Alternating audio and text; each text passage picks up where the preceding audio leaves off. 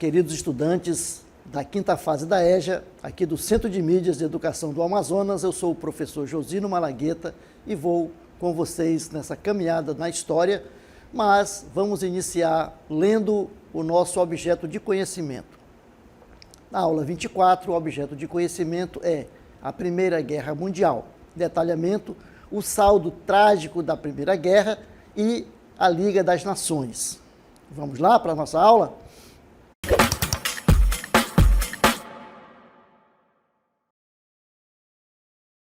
Muito bem, vamos continuar falando aqui da Primeira Guerra Mundial, que foi realmente mundial, né? Por que foi mundial? Porque ela saiu ali do âmbito da Europa e atingiu outros países em outros continentes, né? Por isso ela tem esse nome. Vamos lá ver então aí o que foi a Primeira Guerra. A Primeira Guerra Mundial foi um conflito armado envolvendo as grandes potências europeias, não é isso? França, Inglaterra, Alemanha, né?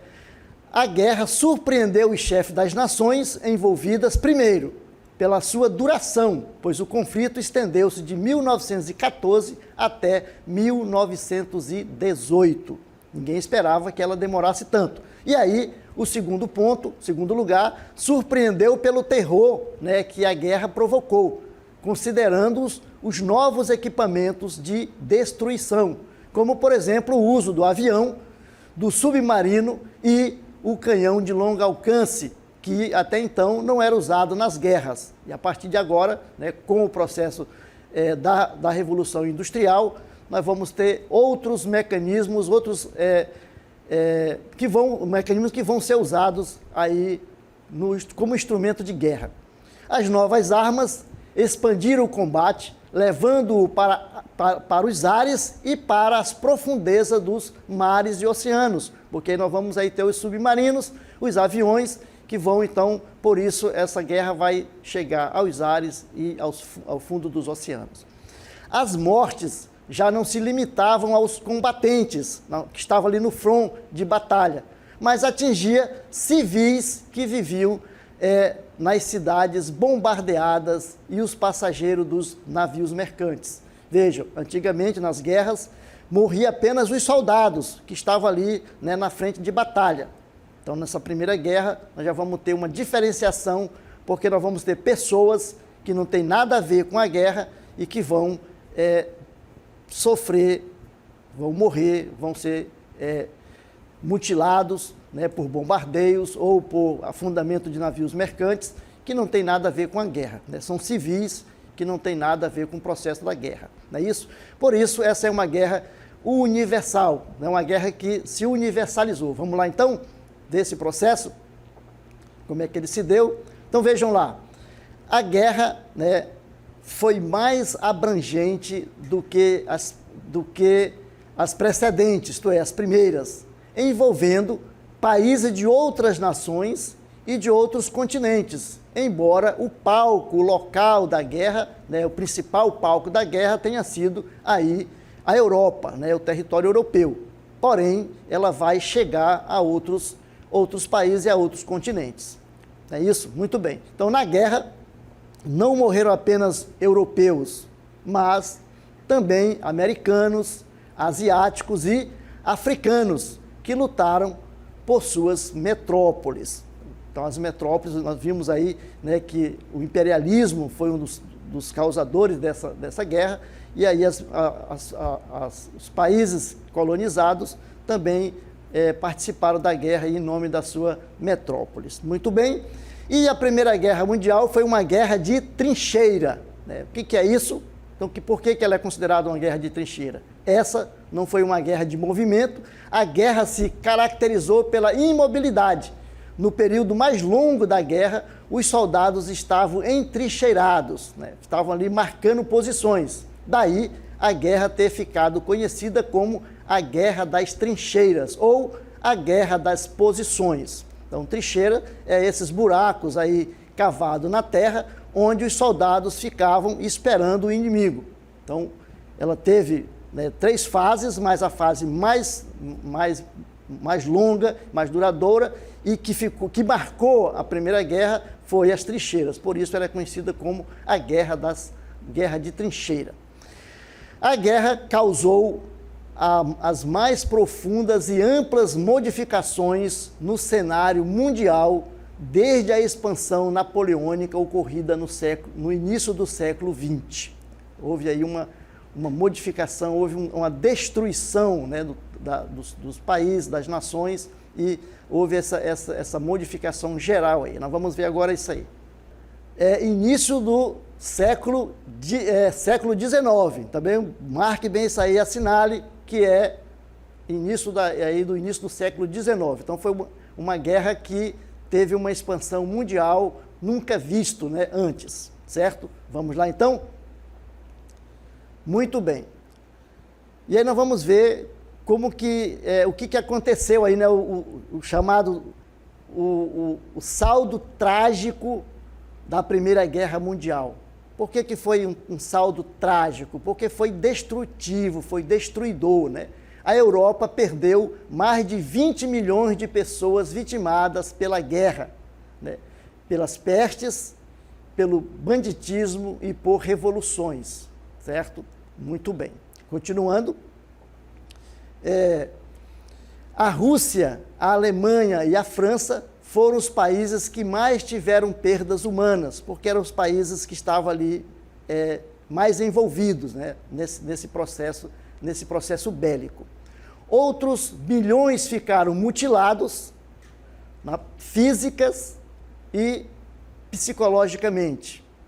Na maioria, entre os 20 e os 40 anos de idade e do sexo masculino. Então, as pessoas, os europeus, né, os soldados, que estavam aí na frente de batalha, naquele tempo só os homens participavam, né, da guerra. Então, houve um desequilíbrio na estrutura populacional da Europa, vejam só, afetando o mercado de trabalho.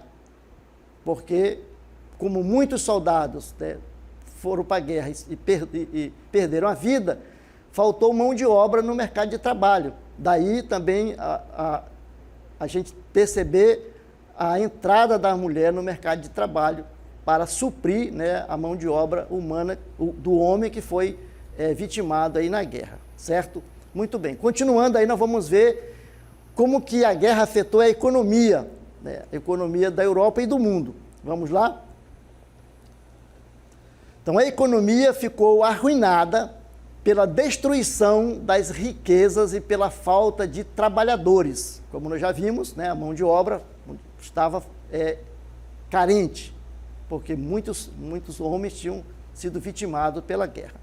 Os governos precisaram pagar pensões às famílias dos mortos e aos mutilados, aumentando, né, suas despesas. Então, veja, o país está saindo de uma guerra. Numa guerra você vai gastar muito, né, porque o investimento, além de você gastar na guerra com armamento, com compra de armamento, de munição, você deixa de produzir, né?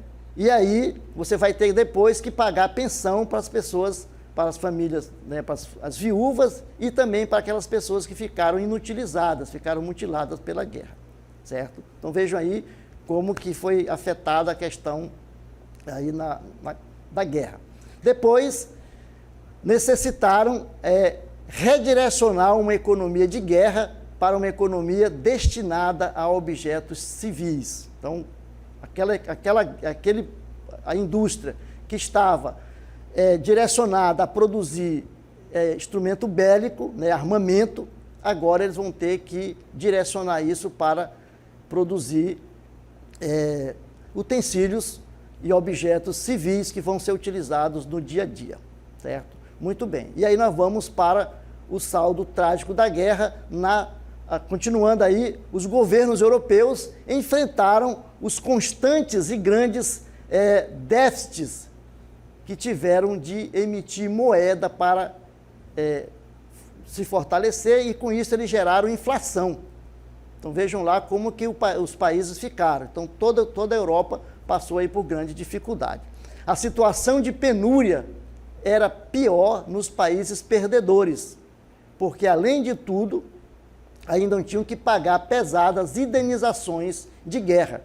Então, os países que saíram perdedores tinham que pagar indenizações, como foi o caso da Alemanha, né, que ficou humilhada e que teve depois, né, tanta humilhação, né, que ela passou, gerou dificuldade e questões, crises internas, que vai desembocar depois na própria Segunda Guerra Mundial, né? Então, essa situação aí do Tratado de Versalhes, que a Alemanha teve que assinar, levou aí à Segunda Guerra, né? Muito bem, muito bem. E aí vamos continuar. O saldo trágico da Primeira Guerra na situação da sociedade, né? O que aconteceu? A guerra subverteu a ordem social na Europa. Criou a figura dos ex-combatentes.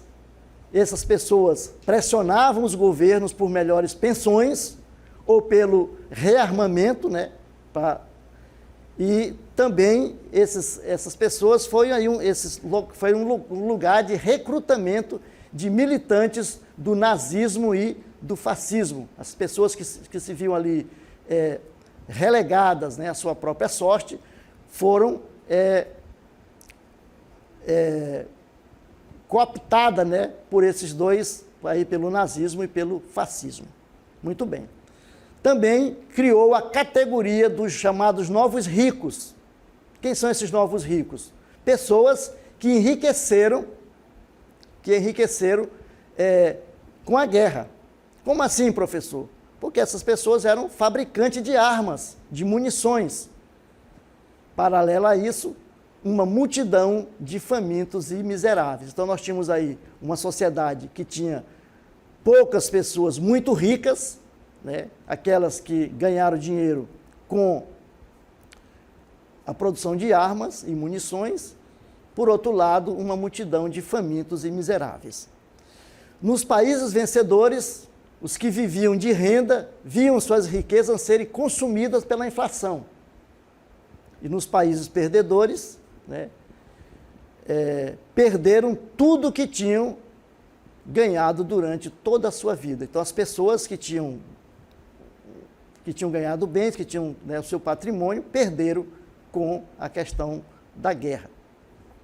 Homens que perderam suas casas e bens nos bombardeios, viúvas, órfãos e agricultores, destruídos pela inflação, engrossavam aí as fileiras dos novos miseráveis. Vejam lá como que a guerra trouxe, né, e traz sempre problemas muito sérios para toda a humanidade. E aí nós vamos ver também na questão geográfica, como é que ficou o mapa, né, o mapa da Europa depois da Primeira Guerra. Então vejam lá, a Europa, uma nova configuração geográfica. Nós vamos ter aí uma nova configuração geográfica, novos países vão surgir, né? Outros vão desaparecer. Então vamos lá ver como é que ficou isso aí, ó. Vejam lá. Fim do Império Russo, da dinastia, no Império Russo, da dinastia dos Romanov, né? Os Romanovs aí desapareceram porque a Rússia se constituiu uma república socialista, não é isso? Depois, vimos aí a Rússia, que no decorrer da guerra tornou-se uma república socialista, como já falamos, né? Na parte ocidental, viu reconstruir-se o reino, por exemplo, da Polônia.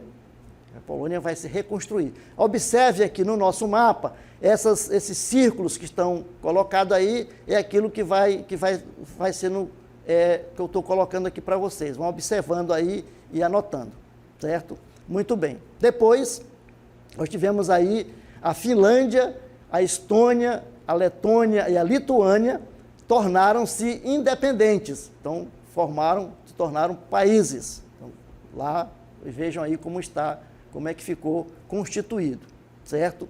Depois, nós tivemos aí a dinastia de Habsburgo, cai em 1919, e a Áustria, separada da Hungria e de outras nacionalidades e territórios, torna-se uma república. Então, aí está anotado, certo? Continuando, uma revolução em 1918 na Alemanha, depois a dinastia dos Hohenzollern, que fundaram o país e que assinou o Tratado de Versalhes. O nome aí desses alemães está difícil de pronunciar, né? Mas é assim lá. Vamos lá.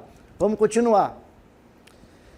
A Turquia, além de ter perdido seu imenso império, ainda teve o sultão deposto e instalado uma república. Então aí nasce a República da Turquia. E aí, toda essa configuração nova que vai surgir com a guerra, o mapa, né, da Europa vai se configurar, vai se tornar diferente, né?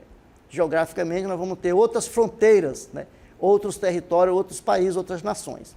Mas nós temos também aí a questão do aparecimento de regimes autoritários.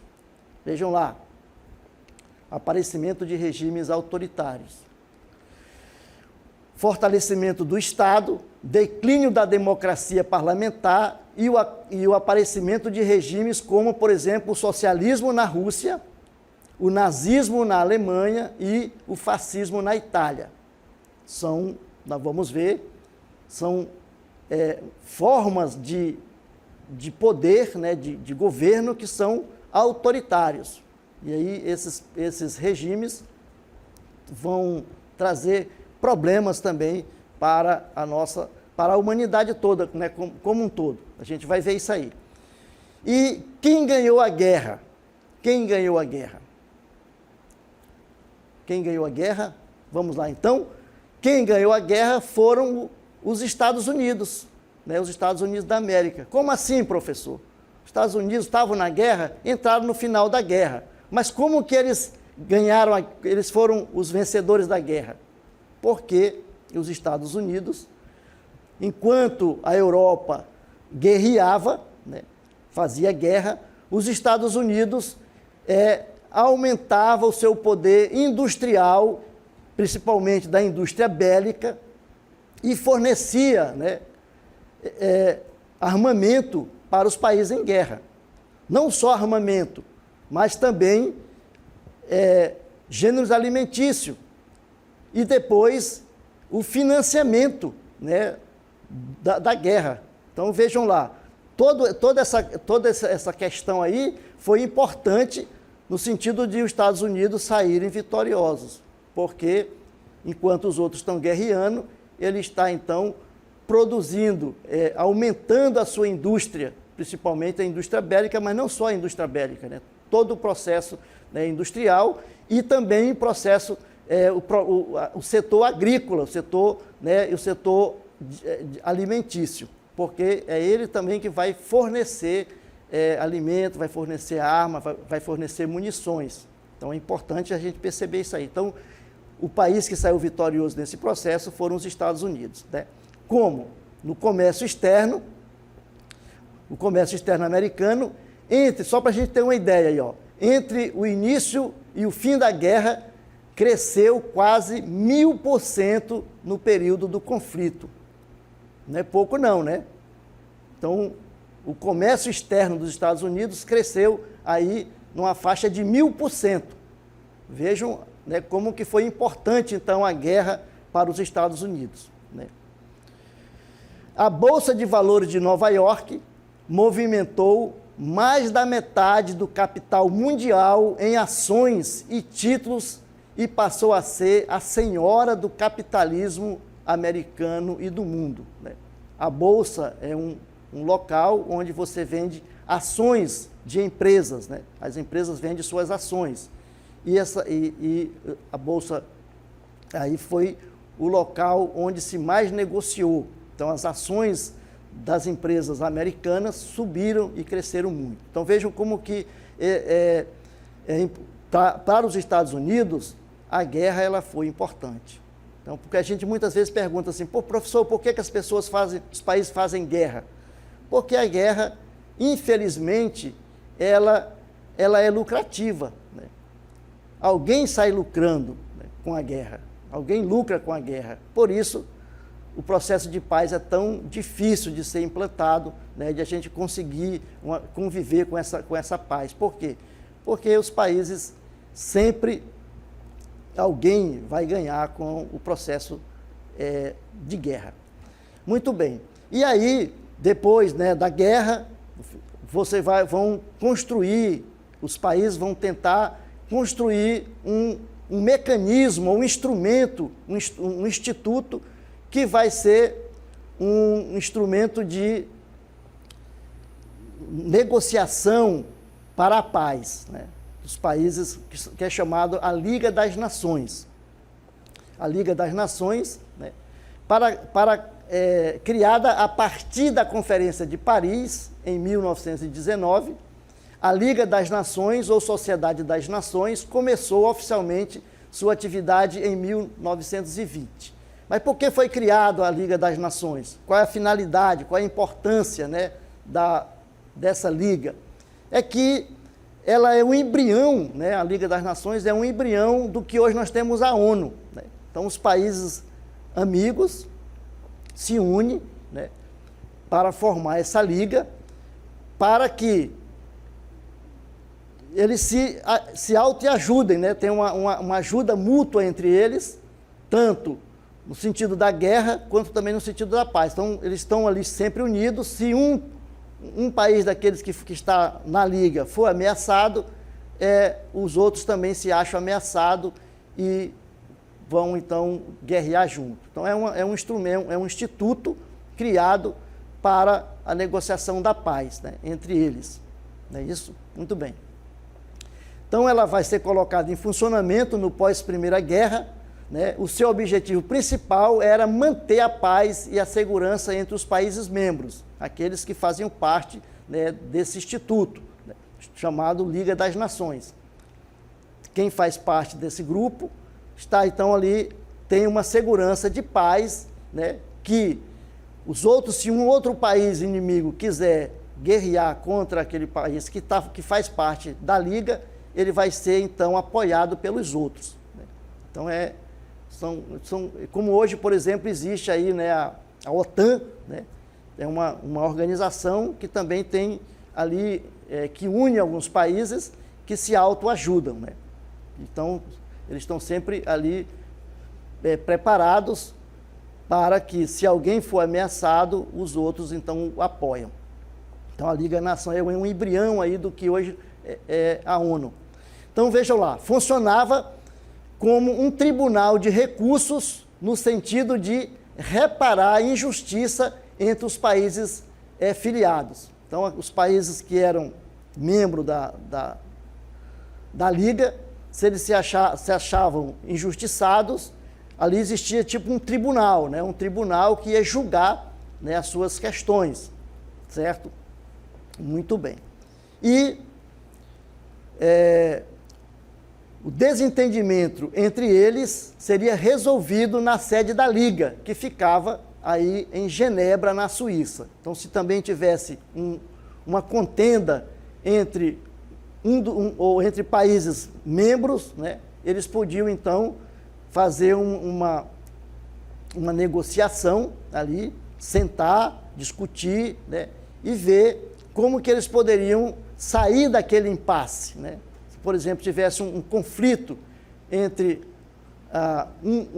dois países amigos que eram parte ali da Liga, eles iam, então, sentar e discutir, né, para ter uma saída que fosse amigável, que fosse boa tanto para um como para o outro.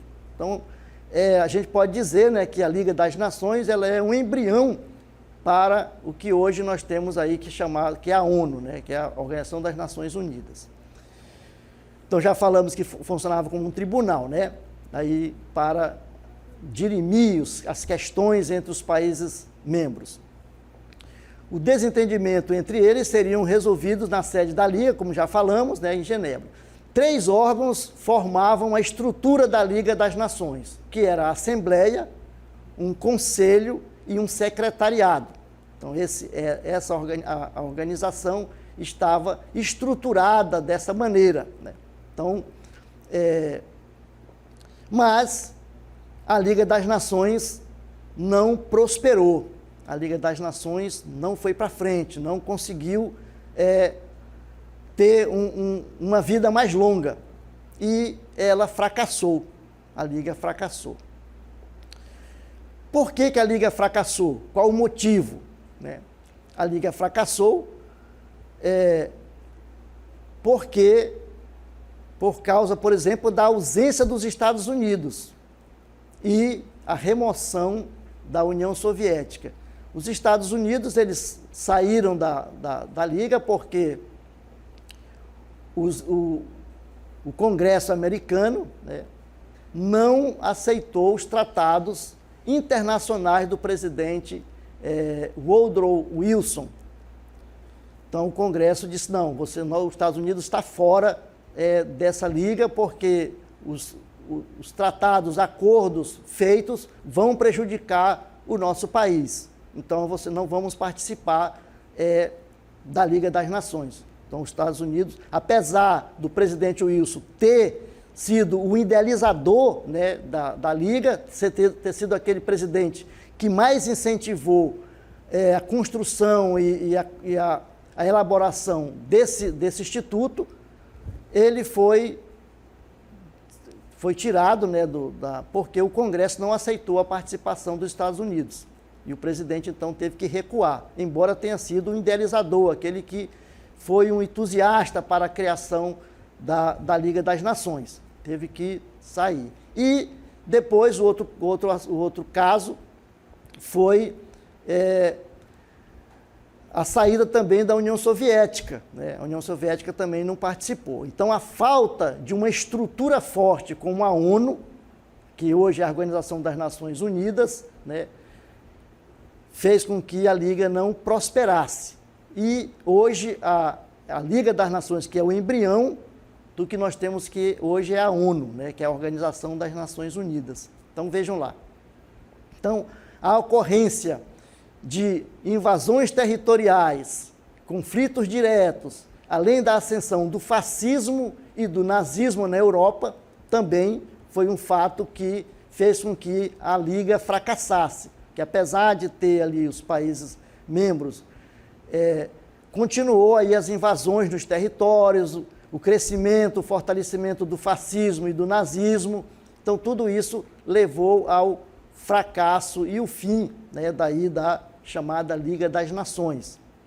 O Brasil foi membro fundador da Liga das Nações, mas se retirou em 1926, deixou de participar da Liga das Nações. Então vejam lá. Então assim, gente, nós concluímos, né, a nossa aula. Esperamos aí que vocês tenham prestado atenção, tenham tirado algumas dúvidas, mas também tenham tido outras dúvidas, outros questionamentos que vocês podem aprofundar em pesquisas posteriores. Muito bem, a gente fica por aqui e até uma próxima.